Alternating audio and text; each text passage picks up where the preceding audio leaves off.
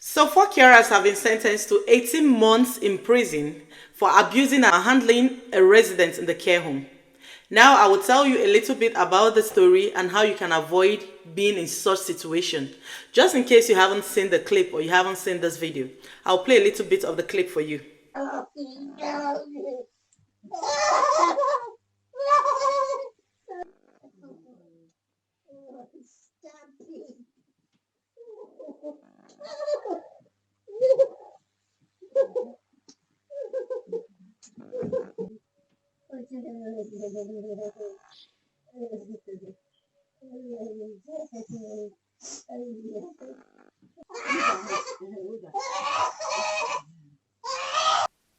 Now, as you can see, and I'm sure as you agree with me, that was not a good sight.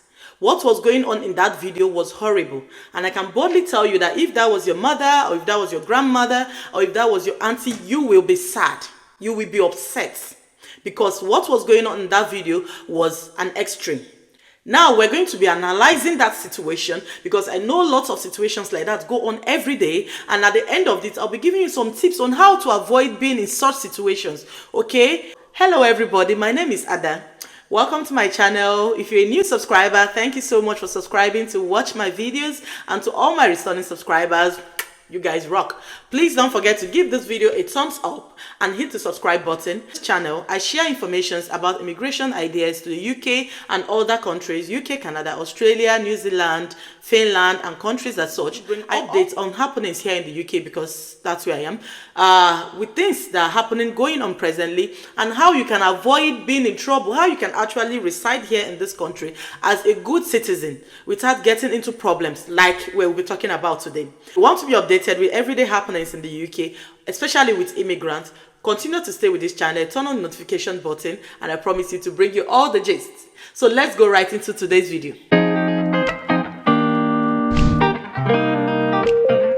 And before I even say anything, let's go straight. Let's start from the top. Before anybody is given a carer job, before you even get the job to come down here to the UK to work as a carer, there are so many carer trainings you're supposed to undertake, where you need to learn about dementia, you need to learn about learning disability, you need to learn about the behaviors of somebody who has dementia, behaviors of somebody who has learning disability, among every other thing which you need to learn. Now, what I want to say in this point is, I feel that a lot of us undergo these trainings just for the hours. We don't really internalize them and understand what these trainings are supposed to mean. So then when you find yourself being faced with somebody who has severe dementia and is actually at that exact state, you don't know what to do. You forget about all your trainings and you just begin to act, like we can see in that video. That what we saw in that video is very, very poor.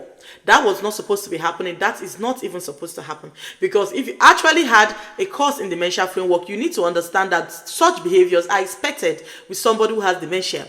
Such behaviors are expected with the child with learning disability and adolescent with learning disabilities. You will find such situations. What do you do in such situations? That is what we're talking about today. What do you do when you find yourself faced with a patient who is not in a good form at a particular time? What do you do? When you find yourself, especially in the care home, faced with a patient who is not in a very good form, number one thing I will always advise you to do at that time is to do what? Make sure that the place is safe for that patient. If the patient is on the bed and the patient has been assessed and approved for a bed rest, put up the bed rest and make sure this patient is safe. Then please give that patient a minute. Give that patient a minute. You must not change that part at that exact time. You must not carry out that personal care at that exact time. Even if at the end of your shift you're not able to do it, you hand it over. It's 100 times better than for you to go and start struggling with a patient, an 80-year-old woman, an 82-year-old woman, an old woman. You start squeezing the hand, you're raising the legs up because you want to do what? You want to offer personal care. I know they need this personal care, and you can come and tell me that, oh, if they don't get this personal care, they'll develop pressure sores, they will do this, they will do that. All that is all. You cannot tell me that this lady will be in this form 24 hours of the day. Even if she's in this form, there must be one or two other persons in that exact job who this lady might be compliant to. So when you find yourself faced with patients with such difficulties and they are in a bad form, I'm using the word they being in a bad form because they don't remain in that form all through the day. There are times when you go to them and they are the sweetest human beings you will ever meet. They will be so happy and they will tell you all stories about their life and you will have fun and even sing together. And there are times when you will go and they're in a very terrible form. They are telling you to go back to the bush where you're coming from. They will call you all kind of names. You need to understand that this is not them playing out, but the sickness which they are suffering with playing out at that time.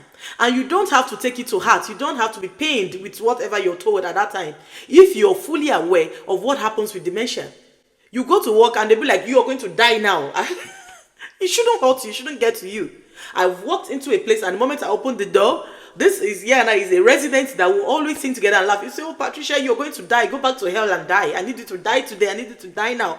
And I'm not supposed to allow that get to me because I do understand that, oh, this is sad. This patient today is in a very bad form.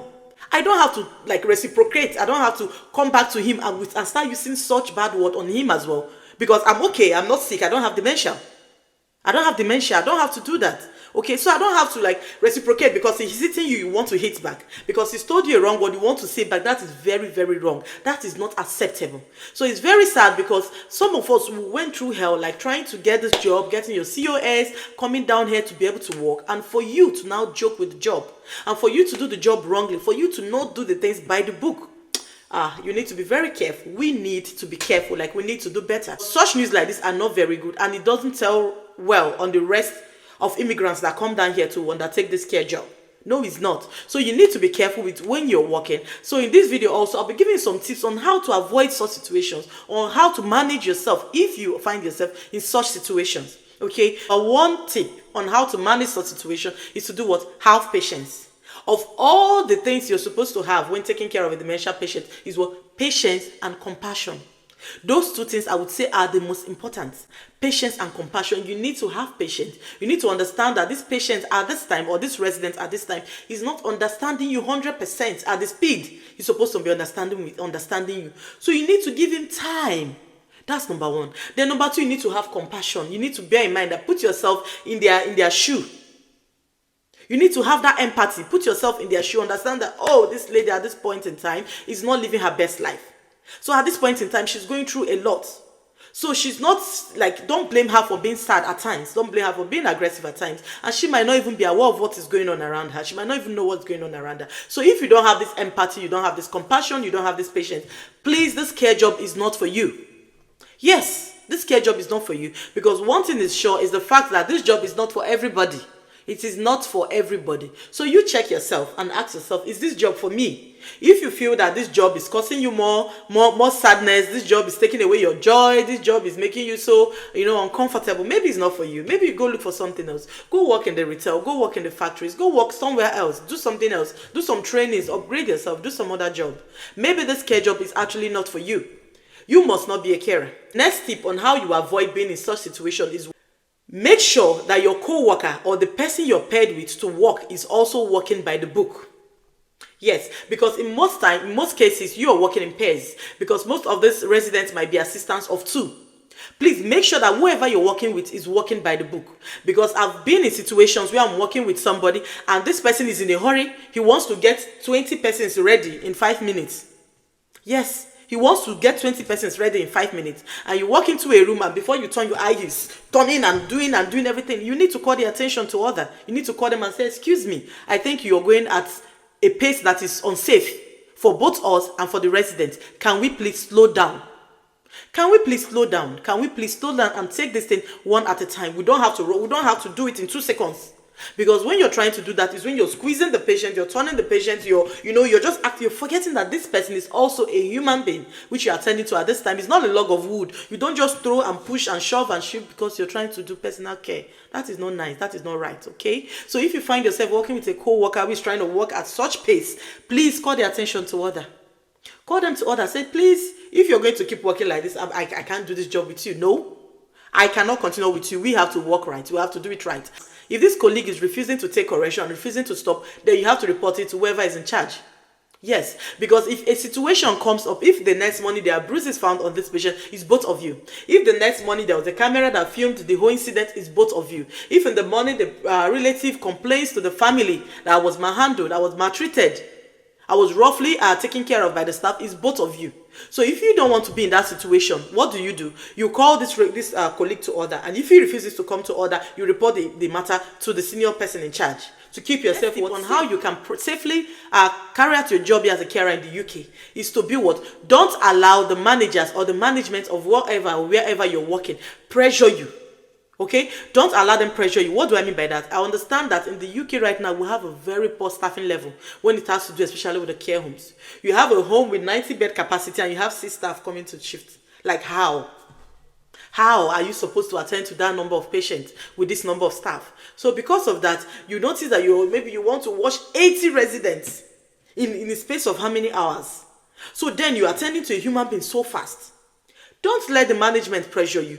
Do what you can do at the time allocated, which you can do it. Yes, if in the shift you're not able to cover, you're not able to wash or offer personal care to 20 residents, offer maybe to 10. In the morning you tell them we were not able to offer 20 because maybe the resident in room 2 or the resident in room 3 was not in a very good form today. And because residents in room 2 needed more time, needed more patience, needed more compassion to be able to attend to that, we spent more time there. We are not able to get on to the other rooms. Don't because of you're trying to please them, because I would rather say that I'd rather be in trouble with the management than for me to be in trouble with the relative or the residents. Yes, because when situations like this happen and somebody has to stand in court, it's you standing, not the hospital. Even if the hospital stands, they will definitely push you out. Or the care home stands, they will be pushing you out. So you will have to answer for yourself. So you should be able to say, oh, this place is not safe for me. And if the care home or the hospital or wherever is not able to do something about the staffing level, maybe get an agency staff, a locum staff to help out, or try to see how they can manage the situation. Please, maybe that place is not safe enough for you. Go get jobs somewhere else. Leave that place. That is an unsafe work environment. Avoid unsafe work environments because they will put you in trouble. Yes, they will put you in trouble. Avoid such places. I've been to places and I'll look at the staffing and I'll be like, no, I am going home. Even as an agency staff, I'll walk into a place and I'm told I have 40 residents on a night shift. I'm like, no, I'm not going to do this because this is very unsafe. And if I end up doing that, I end up putting myself in trouble because then there is the high tendency of making mistakes. There is the high tendency of doing the wrong things because you have so much on your shoulder you can't manage. So I step away from such environments because I'm trying to protect my pain. I'm trying to keep myself safe as well as keeping the residents safe. And the last tip, which is like the most important tip I would say has helped me so much in my job of being a nurse or working as a carer, whichever I choose to do at any time here in the UK, is the fact that the moment I step into any organization, be it a hospital, be it a care home, be it a resident home, there is something I turn on in my head. And whatever it is that I tell myself that I am under surveillance. Yes, I am under surveillance. So whatever I do, I try to walk like there's a camera standing and facing me. Whenever I'm speaking to the patient, I speak to the patient like there's a camera facing me, which will be played at the end of the shift. So I try to avoid anything that you cannot say to a patient in front of a camera. I don't say it when I'm at work. Any action or anything I know I cannot do, or whatever it is that I know whenever a camera is played, I will be embarrassed, I'll be ashamed of myself. I will not do it because so I try to walk like there's a camera facing me, like there's a surveillance going on at that minute. Don't walk into a place and you look around, oh, there's no camera, whoa, so you can do what you do. Because one thing is sure, if those carers saw the camera, they would have been nicer to that lady. Yes, they would have been nicer, but oh, there's a camera watching. They would have been nicer. So why don't you have it in your head that there's a camera everywhere? Treat every place like there's a camera. So that way, it will help you bring out that patience. Yes, it will help you bring out that patience. It will help you bring out that compassion, which maybe you don't have it and you still have to do the job. It will help you bring it out.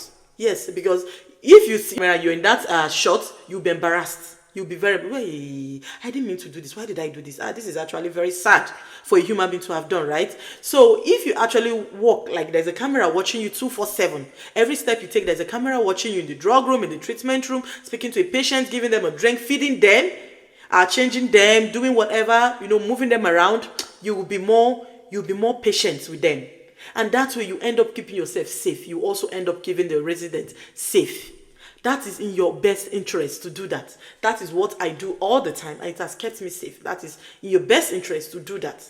And the last tip I would say is check yourself, okay? Check yourself. If you feel that this job of healthcare assistant is not working out for you, you can't take it anymore, you can't deal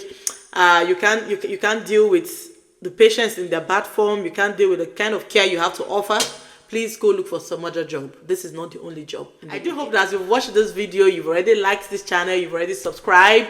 If you find such content useful, please turn on the notification bell. These are contents that will actually help you stay safe here in the UK. You know, practice safely, do your job safely, and be safe, and as well as keeping your residents safe. Well, this is all I have for you today. I do hope you enjoy the rest of your weekend and have a nice day. Bye bye.